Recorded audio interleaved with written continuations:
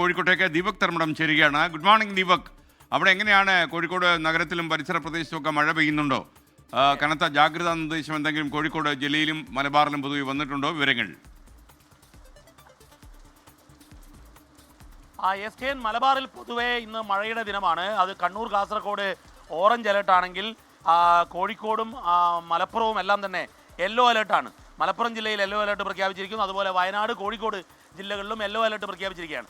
ഇതിൽ ഏറ്റവും പ്രധാനപ്പെട്ട കാര്യം, ഈ കേന്ദ്ര കാലാവസ്ഥാ നിരീക്ഷണ കേന്ദ്രത്തിൻ്റെ മുന്നറിയിപ്പ് പ്രകാരം ഉള്ള മഴ ഇന്നലെ മുതൽ തന്നെ കണ്ണൂർ ജില്ലയിൽ തുടങ്ങി കഴിഞ്ഞു. കണ്ണൂർ ജില്ലയിൽ ഇന്നലെ വൈകിട്ടൊക്കെ അതിശക്തമായ മഴയാണ്, ഇന്നലെ രാത്രി ഉൾപ്പെടെ. ഇന്നലെ രാത്രിയോടുകൂടി കോഴിക്കോട് ജില്ലയിലും തൊട്ടടുത്ത കോഴിക്കോട് ജില്ലയിലും മഴ തുടങ്ങി. ഇപ്പോൾ ദൃശ്യങ്ങളിലെ സ്കാൻ കാണാവുന്നതാണ്. എനിക്ക് പുറകിലും ശക്തമായ മഴ പെയ്തുകൊണ്ടിരിക്കുകയാണ്.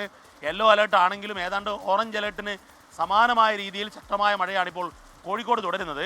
അതുപോലെ തന്നെ ഈ ജില്ലാ ഭരണകൂടം മുന്നറിയിപ്പ് നൽകിയിരിക്കുന്നത് മലയോര മേഖലയിലും അതുപോലെ തന്നെ നദീതടങ്ങൾ, കടൽ, ഇത്തരം മേഖലകളിൽ താമസിക്കുന്നവരുടെ ജാഗ്രത പാലിക്കുക എന്നുള്ളതാണ്.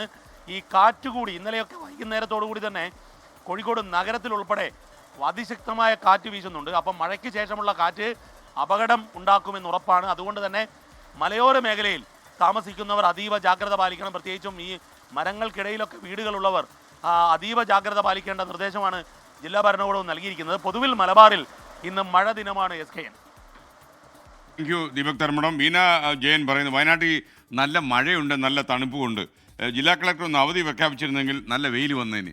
പരിഹാസം മനസ്സിലായി.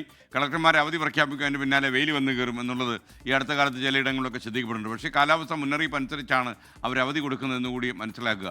പണ്ടത്തെ പോലെയല്ല. ഇപ്പം പണ്ടൊക്കെ എന്ന് പറഞ്ഞു കഴിഞ്ഞാൽ ആകാശവാണിയിലൊക്കെ കേൾക്കുന്ന സമയത്ത് മിതമായോ സാമാന്യ ശക്തിയായോ മഴ പെയ്യാൻ സാധ്യതയുണ്ടെങ്കിൽ മഴ പെയ്യില്ല. അപ്പോൾ മഴ പെയ്യാതിരിക്കുമെന്ന് പറഞ്ഞാൽ പെയ്യും. അങ്ങനെയൊക്കെ ആയിരുന്നു. എന്നാൽ ഇന്നങ്ങനെയല്ല. കൃത്യം കാലാവസ്ഥ പ്രവചനം നടത്താനുള്ള സാങ്കേതിക സംവിധാനങ്ങൾ ലോകത്ത് വന്നു കഴിഞ്ഞു. അതുകൊണ്ട് നമ്മൾ ഈ ശാസ്ത്രീയ നേട്ടങ്ങളെ നമ്മൾ അങ്ങനെ കാണണ്ട. ബീന ജയൻ.